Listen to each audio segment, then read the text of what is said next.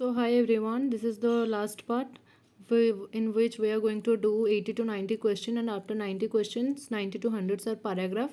So I will not do that, but this would be the last part of the video. So yeah, UGC NET 2020 previous year questions we are solving right now.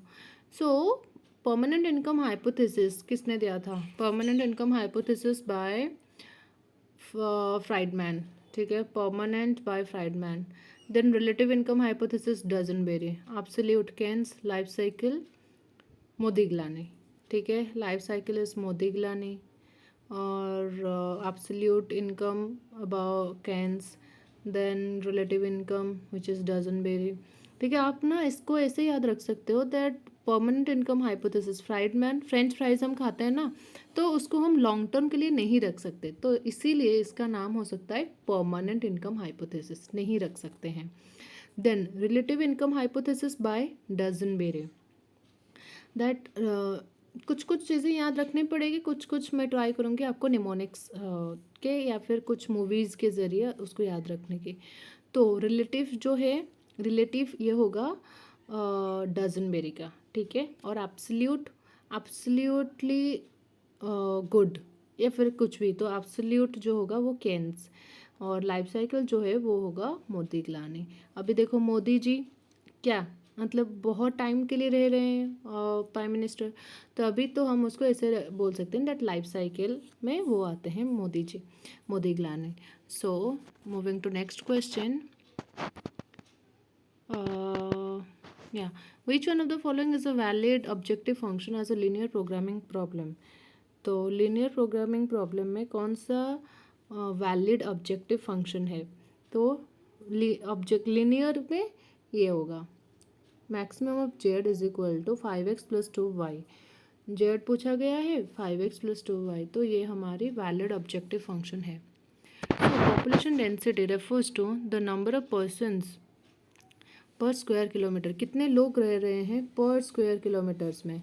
ठीक है, ये mail की बात कर रहा है तो ये नहीं होगा. नंबर ऑफ पर्सन पर क्यूबिक, ये तो बिल्कुल भी नहीं होगा. 10 किलोमीटर्स तो बिल्कुल नहीं होगा. तो number of person are living per square kilometer, square kilometer में कितने लोग रह रहे हैं. Then statement growth in infrastructure is considered as essential prerequisite for stepping up GDP growth.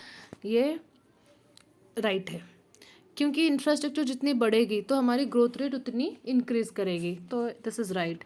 It is vitally important to increase capital formation in India. This is also right that capital formation को भी ज़्यादा बढ़ाना पड़ेगा.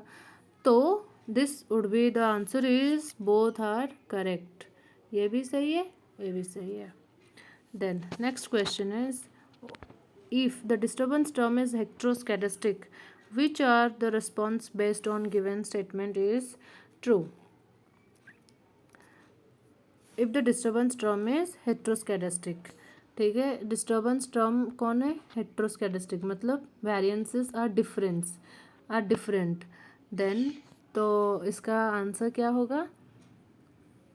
तो test of significance based on OLS estimates will be inaccurate. अगर हम हेट्रोस्कैटिस्टिक्स को ले रहे हैं, ठीक है, जहाँ पे वेरिएंसेस आर नॉट इक्वल, ठीक है, तो वहाँ पे ओएलएस पे अगर हम अप्लाई कर रहे हैं तो वहाँ पे क्या होगा? इनएक्यूरेट आएगा, मतलब सही नहीं आएगा, तो ये होगा inaccurate. Then OLS estimators do not have the minimum variance property. तो आंसर ये दोनों होगा. OLS estimators do not have the minimum variance property. ठीक है, तो आंसर हमारा होगा बी एंड सी. आंसर हमारा होगा B and C are true. Okay, so transportation cost of trade refers to.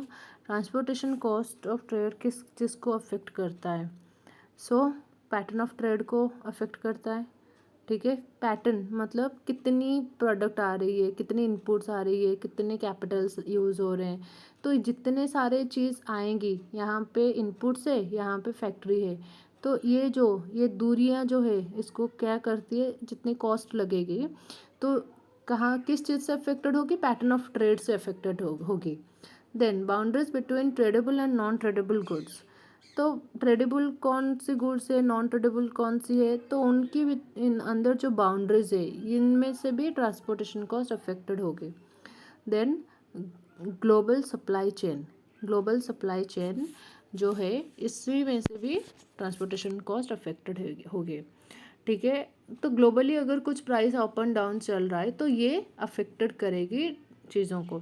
Then boundaries of non tradable goods, ये नहीं होगी क्योंकि नॉन ट्रेडेबल गुड्स की बात कर रहा है ना, तो नॉन ट्रेडेबल उसको तो हम ट्रेड कर ही नहीं सकते, तो ये नहीं होगा। और बाकी A B C are true. Then ISLM curve, ये तो हमें सबको पता है, IS is equal to LM, तो ये goods market is equal to product market is equal to money market. LM जो बात करता है मनी मार्केट की, IS जो बात करता है product market and money market, ठीक है, A एंड B। आंसर दिया गया है 3, right. Then which of the following are Hawkins Simons condition. अब हमेशा याद रखो हॉकिन साइमंस कंडीशंस क्या होगा, that 1 minus A should be positive, ठीक है, 1 minus A, determinant of 1 minus A should be positive and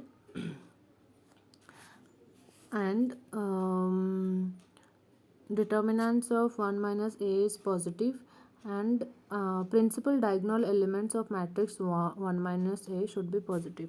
तो ये दोनों आंसर, डिटर्मिनेंट ऑफ 1 माइनस ए ये भी पॉजिटिव होगा और मैट्रिक्स जो दिया गया है डायगोनल एलिमेंट्स का मैट्रिक्स ये भी पॉजिटिव होगा, तो आंसर होगा बी एंड डी, 3 नंबर, ठीक है। Then which of the following are forms of government borrowing.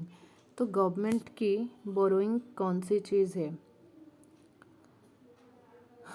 Drawing from treasury से गवर्नमेंट निकाल सकता है ज़रूरत के वक्त पर, printing of currency note, which of the following are forms of government borrowing, या प्रिंटिंग ऑफ करेंसी नोट्स, इसको भी वो बोरो कर सकता है, borrowings from non bank public, या NBFC से भी वो बोरोइंग कर सकता है, बोरोइंग्स फ्रॉम बैंकिंग, राइट, ये भी कर सकता है, बैंकिंग से तो लोन ले ही सकता है, गवर्नमेंट बोरो कर सकता है, पब्लिक इंस्टीट्यूशन से भी नहीं ले सकता है, करेंसी नोट्स इससे भी ले सकता है, ट्रेजरी से भी वहाँ से भी ले सकता है, तो ये हो जाएगा हमारा आंसर ABCD, ठीक है। So next question is white revolution refers to the boost in the production of, white revolution किसको बोलते हैं हमारे, मिल्क, ठीक है, मिल्क। व्हीट रिवॉल्यूशन हो गया green revolution, wheat green, then honey ऐसा कुछ गोल्डन का कुछ है शायद, एग का भी कुछ है। तो आई होप क्वेश्चन सब हमने कंप्लीट कर लिया है। तो अभी हमारी क्या आती है, तो हमारे यहाँ पे कंप्रेशन क्वेश्चन आता है 91 to 95।